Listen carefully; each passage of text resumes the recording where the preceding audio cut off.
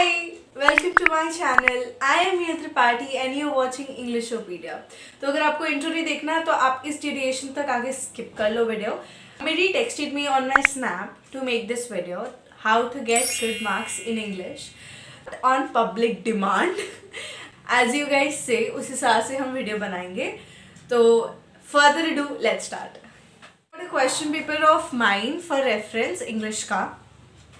तो हम section wise समझने की कोशिश करेंगे कि हम कहाँ मेहनत कर सकते हैं, राइट. तो अब जो मैं इस वीडियो में बताने वाली हूँ it's all about my experience, जो मैंने फील किया कि मुझे इस चीज़ पे वर्क करना चाहिए. That is what I am suggesting you guys कि आपको वर्क करना चाहिए. Let's start. तो 3 घंटे का पेपर होता है हमारे पास और डिपेंड करता है अब आपके 80 मार्क के पेपर है या 90 मार्क के पेपर है. हमारे 80 मार्क के होते हैं. And by the way I am only talking about CBSE. अगर कोई और बोर्ड है तो I will not recommend this video, but if it works या सेम है तो definitely you can watch it out if it helps. या so let's start. तो पहला सेक्शन है रीडिंग. तो हम रीडिंग में पहले समझते हैं कि मतलब रीडिंग में 2 पैराग्राफ आते हैं, ठीक है. 2 कॉम्प्रिहेंशन पैसेजेस जो हमने नहीं देखे हैं, जो हमें नहीं पता है, ठीक है. This is a unknown section which we don't know, right. तो अब इसके लिए क्या कर सकते हैं, हम सैम्पल पेपर प्रैक्टिस कर सकते हैं, ठीक है. तो उसके लिए क्या, रीडिंग फास्ट होनी चाहिए. पता है कुछ लोगों की ना रीडिंग फास्ट होती है, वो जल्दी पढ़ के ना चीज़ों को समझ सकते हैं. तो जब वो समझ लेते हैं वो आंसर्स अच्छे से दे पाते हैं. एंड सेकंड थिंग वोकैबुलरी, क्योंकि ना एक क्वेश्चन था जिसमें मेरे मार्क्स कटे थे. That was from the given paragraph tell me the synonym of the word explore. This was the question, right. तो तो पैराग्राफ में there was a word examine और कब हमें सिनोनिम बताना है, ठीक है. तो मैं एग्जामिन लिख के आ गई वहाँ, बढ़िया. अब क्या हुआ, टीचर ने मतलब for the teacher the synonym was something else, क्योंकि वो पूरे पैराग्राफ में कुछ और था. तो भाई वो मेरा आंसर गलत हो गया. बहुत दुख हुआ. हंसदे चेहरे का मतलब ये नहीं होता कि खैर हम ये दुख डिस्कस करने नहीं बैठे हैं. हमें रीडिंग अपनी फास्ट करनी है. पहला पॉइंट वो कैसे होगी, प्रैक्टिस होगी. Practice makes a man perfect. It's a proper definition for working hard and doing something जो तुम्हें चाहिए. प्रैक्टिस करते रहो करते करो, you will be perfect one day, ठीक है. पहली चीज, सैम्पल पेपर्स की लिंक मुझे मिलती है तो मैं डिस्क्रिप्शन में डाल दूंगी, आप वो चेक कर लेना. नहीं तो गूगल पे फ्री ऑफ कॉस्ट अवेलेबल है, go and give them out. Second, आप वोकैबुलरी करो, ठीक है. वोकैबुलरी इज इम्पॉर्टेंट क्योंकि आ जाते हैं ऐसे क्वेश्चंस, फिर हमें नहीं पता होता कि कैसे टैकल करने हैं, राइट. तो आपको एग्जैक्ट मीनिंग पता होना चाहिए ताकि अगर कोई सिनोनिम पूछे तो दोनों का एग्जैक्ट मतलब निकल के आए, है ना, और आप लिख सको, राइट. एंटोनिम भी आते हैं बहुत बार, तो एग्जैक्ट मतलब पता होना बहुत ज़्यादा ज़रूरी है हर एक वर्ड का. एक बार जब आप पेपर दे रहे हो ना, या जब आपके सामने पेपर आए तो मेक श्योर कि आप ये पैराग्राफ ना, आई टोटली अंडरस्टैंड कि बहुत बड़ा है पूरा, ठीक है. नेक्स्ट पेज पे भी इतना बड़ा है, पढ़ना बहुत वो जाता है. बट बिलीव मी, एक बार जब थरो हो जाओगे ना पॉइंट से किस बारे में क्या है, तो थोड़े बहुत ना क्वेश्चंस ऐसे ही टैकल कर लोगे. I know MCQs line by line से आते हैं, बट स्टिल थोड़ा बहुत आपको समझ आ जाएगा बेसिक ब्रीफ थिंग कि क्या क्यों है ये, क्या है ये, क्यों है. ठीक है. पैराग्राफ. तो रीडिंग सेक्शन तो यहाँ कंप्लीट होता है. हमारे पास 3 कंक्लूजन्स निकलते हैं. पहला, प्रैक्टिस, सैम्पल पेपर प्रैक्टिस, ताकि आपकी रीडिंग फास्ट हो जाए और आप ब्रीफ समझने लग जाओ, ठीक, पैराग्राफ्स के. सेकंड, वोकैबुलरी अपनी स्ट्रॉन्ग कर लो. आपको एग्जैक्ट मतलब पता होना चाहिए शब्दों का, एग्जैक्ट मतलब पता होना चाहिए. Third, before starting attempting the questions पहले एक बार पैराग्राफ पढ़ लो. मतलब प्लेन रीडिंग ही मार दो यार, मतलब ज़्यादा डिटेल में नहीं पढ़ो, तो प्लेन रीडिंग ज़रूर मारो एक बार पैराग्राफ की, बहुत ज़रूरी है. अब जैसे हमारा एक पैसेज है 10 मार्क का, 20 मार्क्स की रीडिंग थी, ठीक है. तो और दूसरा पैसेज भी 10 का है, तो 10-10 मार्क के, तो एक बार कर लोगे. एंड बहुत बार ऐसा होता है कि ग्राफ वाले भी क्वेश्चंस आते हैं. आप इन सब चीज़ों से रूबरू होने चाहिए, इसलिए प्रैक्टिस ज़रूर करो, ठीक है. प्रैक्टिस करनी बहुत ज़रूरी है रीडिंग के लिए. तो मेन है, मस्ट है practice. Okay, now moving on to the second section. Second section is grammar.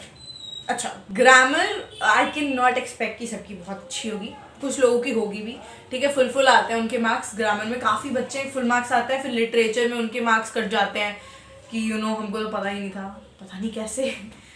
बड़े ज्ञानी बच्चे हैं. Jokes apart, how to tackle grammar, ठीक है।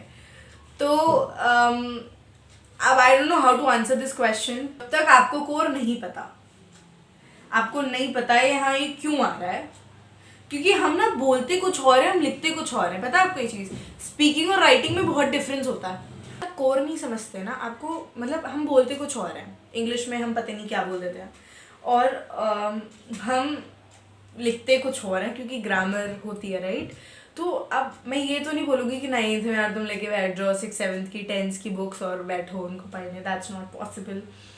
मतलब क्योंकि ना देयर वाज अ क्वेश्चन, इसी में था तो उसमें था, इसमें there is a question that I dash him to walk in the morning, ठीक है। तो अब आई एडवाइज्ड हिम आएगा, है ना, एडवाइज्ड हिम ईडी। तो मैं घर पे आई, मैंने कहा, मैं ग्रामर यूजुअली मम्मी से चेक कराती हूँ, ऐसे मम्मी एडवाइज करके आई, मुझे गलत है क्योंकि ईडी नहीं आएगा इसमें, यू नो पास्ट टेंस नहीं लगेगा बिकॉज इट्स अ हैबिट। अब आप में से कितनों को पता था ये मुझे बताओ एक बार। मतलब नहीं पता होता है यार, ये छोटी छोटी माइनर चीज़ें नहीं पता होती, या तो टीचर्स को पता होती हैं, या तो जो बहुत दिनों से प्रैक्टिस कर रहा हो, पढ़ रहा हो इन सब चीज़ों के बारे में, उनको पता होता है। तो मतलब आप तो कोर पे घुस नहीं सकते, तो इसमें भी आप प्रैक्टिस ही कर सकते हो। या तो अगर आप टाइम निकाल सको सफिशिएंट, आपका सारा सिलेबस कंप्लीट हो गया है, मतलब सारे सब्जेक्ट्स का, तो आप ग्रामर लेके बैठो एटलीस्ट 2 हफ्ते अच्छे से, तो करो उसका कोर कंप्लीट एकदम अच्छे से, टेंस वगैरह, राइट। या तो प्रैक्टिस करो, मतलब कुछ चीज़ें ना प्रैक्टिस में, अब जैसे ये क्वेश्चन था, पता लगे कि हैबिट में ईडी नहीं आता, है ना, तो ऐसी कुछ रूल्स पता लग जाएंगे, ऐसी मोडाल्स के आपको आइडिया लग जाएंगे कि कहाँ क्या लगना होता है, मस्ट, कैन, कुड, शुड, शैल, है ना, ये सब चीज़ें आपको डिफरेंस पता लग जाएगा, कहाँ क्या लगना चाहिए, कहाँ नहीं लगना चाहिए। तो इसके लिए प्रैक्टिस, अगैन सैम्पल पेपर करो, इवन एक्सरसाइजेस भी गूगल पे अवेलेबल होती हैं, काफ़ी वेबसाइट्स हैं, Byju's, Vedantu, learncbse.com, success CD, मतलब तो काफ़ी सारी वेबसाइट्स हैं, आप चेकआउट कर सकते हो, मतलब। और मैं अगर मुझे लिंक मिलती है तो मैं डिस्क्रिप्शन में अगैन डाल दूंगी, आप चेक कर लेना। तो ग्रामर में 2 कंक्लूजन निकलते हैं, या तो अगर आप पे टाइम है तो आप कोर पढ़ने बैठ जाओ, दूसरा प्रैक्टिस प्रैक्टिस प्रैक्टिस प्रैक्टिस। अब हम आते हैं राइटिंग पे। एक क्वेश्चन आ रखा है, write a brief description of Mahatma Gandhi using the clues given below. Clue दे रखे थे, social and religious leader, father of nation, truth and non violence, respect all religions, advocated universal brotherhood, January 30 shot dead, Nathuram Vinayak, ठीक। तो this was the first, या हम और नहीं, actually 5 है, 10 मार्क्स का राइटिंग था। Right a story about 100 to 120 words with the following beginning, also give a suitable title. An old couple was living in Shobit's adjacent flat. One day he saw some commotion in their house. उसके बाद हमें बनाना था, ठीक है, 5 marks के। तो मेरी ना जो टीचर है इंग्लिश की, उन्होंने हमें बताया कि कोई भी टीचर अगर 5 मार्क का क्वेश्चन है राइटिंग का, तो वो तुम्हें पूरे 5 मार्क्स नहीं देगी, तुम कुछ भी कर लो, out of nowhere she will not give. अगर उनको बहुत अच्छा लगता है चेक करने वाले को कि बहुत ही अच्छा लिखा है, तो 4.5, ठीक है, नहीं मिलेंगे पूरे। अगर देखो, जैसे अब इसमें लिखा था 100 to 120 वर्ड्स, अगर इफ इट्स गिवन तो वेल एंड गुड, बहुत अच्छी बात है।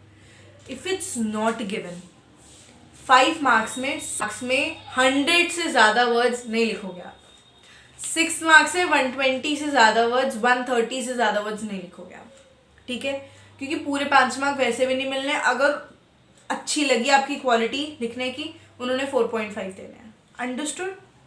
आई समझ? वर्ड लिमिट पता होनी चाहिए, कितने मार्क्स से कितने, कभी 4 मार्क्स के भी आ जाते हैं, 5 मार्क्स के, 6 मार्क्स के।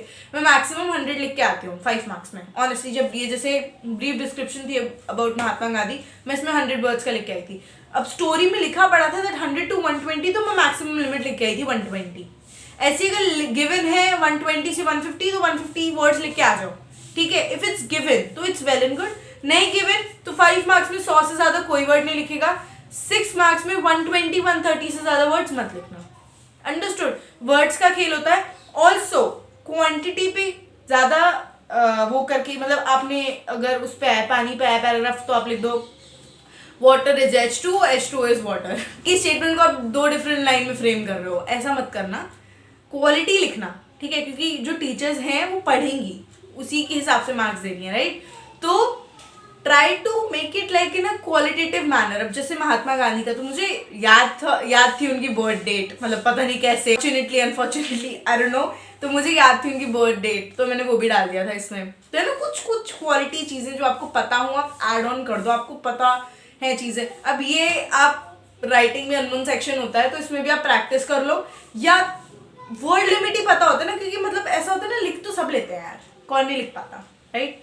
बस टाइम और वर्डिंग्स का खेल होता है, टू बी वेरी ऑनेस्ट. थोड़ा बहुत तो किसी ना किसी टॉपिक पे पता ही होता है. मतलब पानी के बारे में ले लो, पानी के बिना जी नहीं सकते आप खाने के बिना रह सकते हो, थोड़े दिन आप पानी के बिना नहीं रह सकते. मतलब काफ़ी सारे सेंटेंसेज है उसमें, right.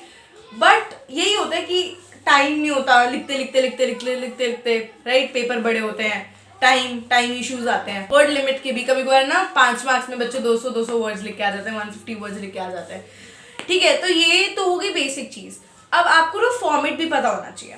If you are writing a informal letter you should know what's the format of the letter. If you're writing a formal letter, you should know the format of a formal letter. Informal में क्या informal language use करोगे, formal में formal language use करोगे.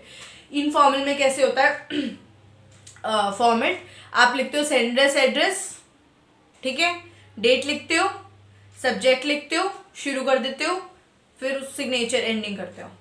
Same नहीं होता, sorry. Formal में क्या करते हो आप, सेंडर्स एड्रेस, फिर उसके बाद रिसीवर्स का जो नाम है, the managers of this company so, फिर आप डेट लिखते हो, फिर आप सब्जेक्ट लिखते हो, फिर आप डियर सर, डियर नहीं लिखते, respected sir ma'am, and then you go on, ठीक, एंड देन यू लास्ट में you sign off and all. तो that you should know the format as well. Writing में क्या कंक्लूजन निकला है? पहला is that you should know the format. Second is आपको word limit पता होना चाहिए मार्क्स के according. Third is time manage कर लो, लिखने के लिए मोर देन सफिशिएंट है, ज़्यादा कुछ करने की ज़रूरत नहीं है राइटिंग में, ठीक है. मतलब you should know the brief about that thing. और लाइनें बनानी तो फिर सबको आती है, हिंदी इंग्लिश दोनों में, राइट. 9th स्टैंडर्ड में इतना तो कर ही सकते हैं यार, व्हाई नॉट, राइट.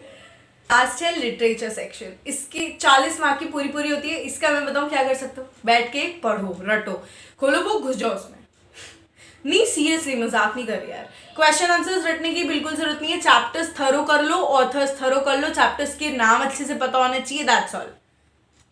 40 मार्क का, क्योंकि यार ये नॉन सेक्शन होता है, इसमें तो थोड़ी सी मतलब मेहरबानी करके पढ़ लो. मतलब इसमें क्या ही करेगा इंसान यार, मतलब पढ़ लो, पता होगा. तो जो क्वेश्चन देखो, आज कल की डेट में in this generation analytical questions आते हैं.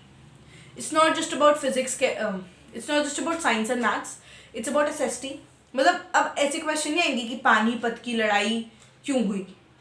तो मतलब अगर एक एस्पिरेंट भी देखो, IAS एस्पिरेंट, तो सब मतलब डेट वेट याद करके रखेगा, किसके बीच में हुई, कैसे हुई, फर्स्ट सेकेंड, सब सारी. बट आजकल के क्वेश्चंस क्या आते हैं पता है, पानीपत की लड़ाई पानीपत में क्यों हुई, घुमा दिया क्वेश्चन ने, ठीक है. तो this is how question is asked. Analytical एक थिंकिंग होनी चाहिए आपकी, एनालिसिस करनी आनी चाहिए आपको चीज़ों की. मैं अटेम्प्ट करती हूँ तो मैं पेपर के हिसाब से चलती हूँ. पेपर में अगर पहले हम रीडिंग करेंगे, फिर हम ग्रामर करेंगे, फिर हम राइटिंग करेंगे, फिर हम लिटरेचर करेंगे. दिस इज हाउ आई गो, ठीक. मेरा टच वुड टाइम पे हो जाता है पेपर, ठीक है. टाइम में मतलब ऐसे 5 मिनट भी 4 मिनट ऐसे पहले ख़त्म होता है मेरा पेपर, ठीक है. Not so early, not so let, ठीक है, मतलब ऑन टाइम.